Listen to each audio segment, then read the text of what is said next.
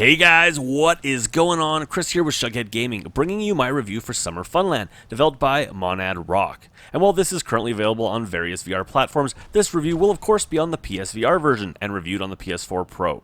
Summer Funland releases March 7th for an estimated price of $20. Of course, that depends on your region. Get ready for the awesome VR experience that is Summer Funland. Spectacular attractions and pure fun abound in this theme park of your dreams. Summer Funland looks to be another fun casual game with lots to do, but what is usually the question with party titles such as this is the quality there? Let's find out.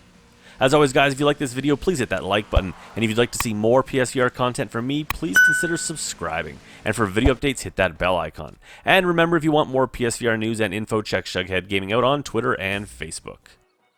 As always, let's kick things off with a look at graphics. The first thing I noticed when walking into the Summer Funland theme park was the immediate sense of joy that it attempts to create. From its bright and vibrant colors and its over-the-top design, the little kid in me actually had that same sense of excitement and anticipation to try all the fantastical rides and games. The trailers made Summer Funland look visually incredible across the board, and while the PSVR version doesn't quite deliver those promises when in the headset, the graphics here are still shockingly decent. When inside and walking around the open park, some blurring and slight jaggedness does tend to tarnish the overall look, but outside of this, the game retains much of the sharpness from the trailer and comes off much sharper when in any of the games or rides. No word on if there is pro support at work here, so keep that in mind when setting your expectations. Level of texture detail can be a little rough with some bland textures popping up here and there in the park, but being the most apparent when at heights and looking out over the park's walls. The visual style here leans to the realistic side of things, but with a hyper-real style that makes it look like real life just had its color dynamics cranked to max. Some occasional pop-in can be seen here and there, especially when moving quickly on an open ride, but this was never too distracting, and for the most part, Summer Funland appears to be very polished for its PSVR debut. Something I was surprised and very pleased to see was how Monad Rock was able to maintain the visual quality across all of its almost 20 events, yet still make them all feel unique and special in their own right. This visual variety really helps the game feel like 20 complete little games, and not just a few main games with a bunch of filler. Sound is up next.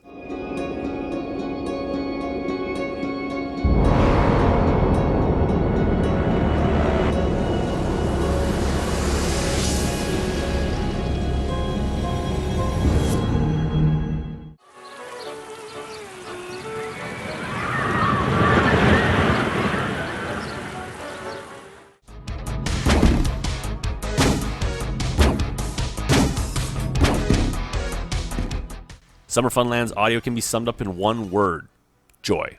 When walking around the park, the sounds of 1930s jazz fill the air, while the sounds of people cheering and screaming on rides can be heard as the roller coaster soars throughout the park.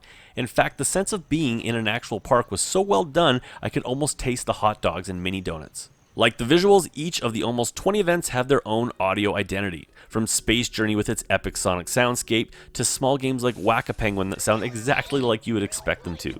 Music across the board is really well done and really helps to make every event feel unique, even if some tracks rip off their inspiration a little too much at times.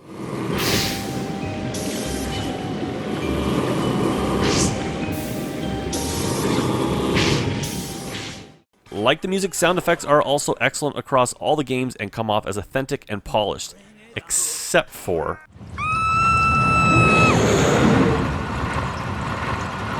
finally, like I mentioned, first off, ambient sounds are just first rate, and with a nicely done 3D mix, Summer Funland really comes alive, even if it's almost totally empty. Must have been a slow day. And that brings us to gameplay. When judging Summer Funland, the comparisons will undoubtedly be made to the other two theme park-inspired PSVR games, that of Carnival Games and Pierhead Arcade. Summer Funland actually feels like a combination of these two, taking Carnival Games' bright, vibrant colors and its mixture of rides and games, and blending that with Pierhead's polish and slightly more authentic feel. But actually, what Summer Funland may have the most in common with is that of VR Worlds, another fantastic collection of minigames. While the sheer quality of Summer Funland is nowhere near on the same level as VR Worlds, its sheer quality and diversity across rides and games has more than a few similarities. And that brings me to my first critique. Summer Funland borrows hard from other games, pretty hard at times, almost to the point of hilarity.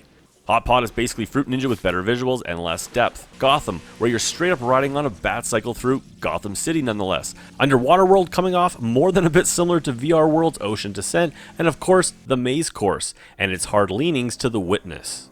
None of these entries in Summer Funland are as good as the games that they're emulating, but they're still pretty damn good, and when taken all together become an impressive collection. And that's exactly what Summer Funland is, a collection of experiences, all very different from the next.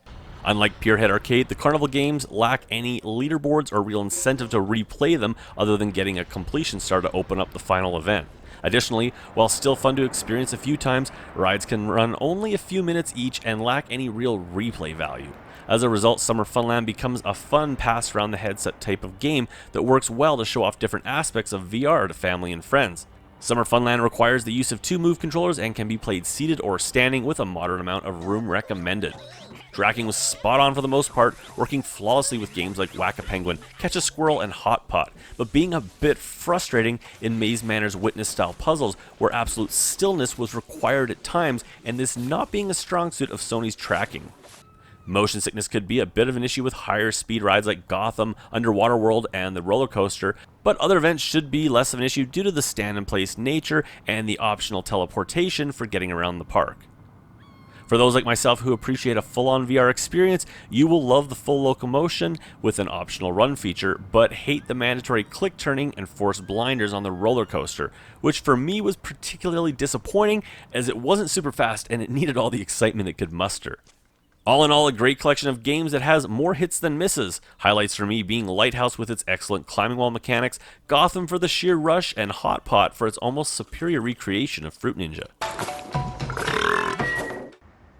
And finally, that brings us to fun factor in my final review. Summer Funland was actually a lot of fun and completely entertained me for its 90 or so minutes. The fun is superficial though, and like visiting a real theme park, it's a game you may revisit once in a while for the experience, but really lacks any depth or replayability outside of showing it off to friends and family. How does it compare straight up against the 3 games I compared it to? Well, it's higher quality and just a better overall experience than Carnival games. It lacks Pierhead's addictive quality of actual Carnival gaming, but offers more variety outside of simply just Carnival games. It simply lacks the overall quality of a few of the standouts in VR worlds, but again comes to bat with just more variety.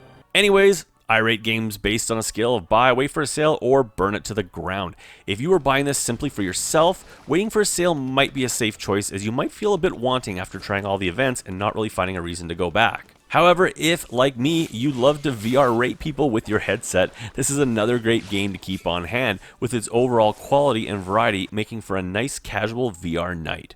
Anyways guys, that's it for me. If you like this video, please hit that like button, and if you want to see more PSVR content from me, please consider subscribing, and for updates, don't forget to hit that bell icon. I'll catch you guys on my next video.